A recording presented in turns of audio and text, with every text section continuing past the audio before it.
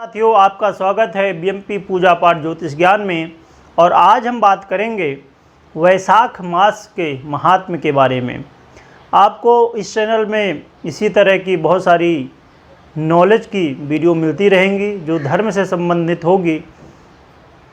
तो आज हम बात करेंगे वैशाख मास के महात्म्य की कथा से सुनने से हमें क्या फल मिलता है, उसका क्या महत्व है। तो हम शुरू करते हैं वैशाख मास के महात्म्य की कथा। एक बार ब्रह्मापुत्र श्री नारद जी से राजा अम्बरीश ने प्रश्न किया कि महाराज, आप वैशाख मास का महात्म्य सुनाएं। राजा अम्बरीश के प्रश्न के उत्तर में नारद जी ने बताया, हे राजन, प्राचीन काल में इक्ष्वाकु वंश में एक सूरवीर, धर्मात्मा, दानी और शत्रुओं पर विजय पाने वाला राजा हुआ करता था। यद्यपि वह धर्मात्मा व दानी था, इसके बाद भी वह कभी जल दान नहीं करता था। जल दान ना करने के कारण वह 3 जन्म तक चातक की योनि में रहा। उसके बाद एक जन्म में गिद्ध और 7 जन्मों तक कुत्ते की योनि को भोगा। उसके पश्चात मिथिलापुरी के राजा से महल में छिपकली योनि में उत्पन्न हुआ।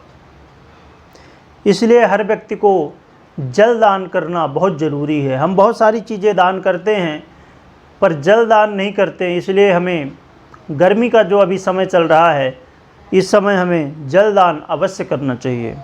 आगे हम कथा शुरू करते हैं। वह राजा के महल की चौखट पर बैठकर कीड़ों को खाता रहता था। इस प्रकार उसे वर्ष बीत गए। एक बार श्रुतदेव ऋषि के मंडल में आने पर राजा ने उनका बड़ा सत्कार किया। मधुपर्क आदि से उनका पूजन करके उनके चरण धोकर अपने माथे पर जल लगाया। इस जल की एक बूंद उस छिपकली पर भी पड़ी। जल की बूंद पड़ते ही छिपकली पवित्र हो गई और उसको अनेक जन्मों का ज्ञान हो गया। वह पुकार के बोली, ब्राह्मण देवता, मेरी रक्षा करो। ऐसे आश्चर्य युक्त वचन सुनकर ऋषि कहने लगे, तुम कौन हो और तुम इतना विलाप क्यों कर रहे हो? तुम अपना दुख मुझसे कहो, मैं तुम्हारा उद्धार करूंगा। छिपकली के सारे दुखों को सुनकर ऋषि बोले, मैंने अपने ज्ञान चक्षुओं से यह जान लिया है कि तुम यद्यपि बड़े धर्मात्मा राजा थे, परंतु तुमने भगवान के प्रिय वैशाख मास में ब्राह्मणों को जल दान नहीं किया, कुपात्रों को ही दान देते रहे।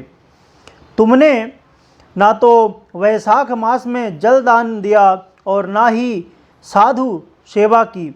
इसी कारण दुख भोग रहे हो। अतः जो मैंने वैशाख मास में पुण्य किया है वह मैं तुम्हें अर्पण करता हूँ। ऋषि ने ऐसा संकल्प करके वैशाख मास के एक दिन के स्नान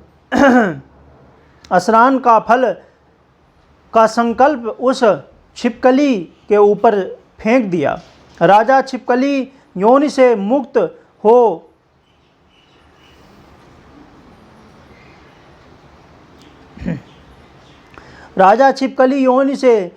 हो कुत्स नामक प्रभावशाली राजा बना और गुरु वशिष्ठ जी के उपदेश से वैशाख मास के जल दान तथा स्नान से भगवान की मुक्ति को प्राप्त हो गया। इसलिए साथियों, हमें वैशाख मास के महीने में जल का दान करना चाहिए और सुपात्र ब्राह्मण को हमें दान करना चाहिए।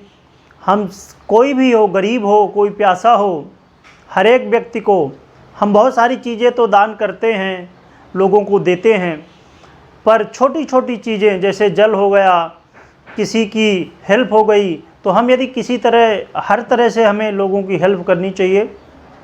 और वैशाख मास के महीने में हमें जल का दान अवश्य करना चाहिए।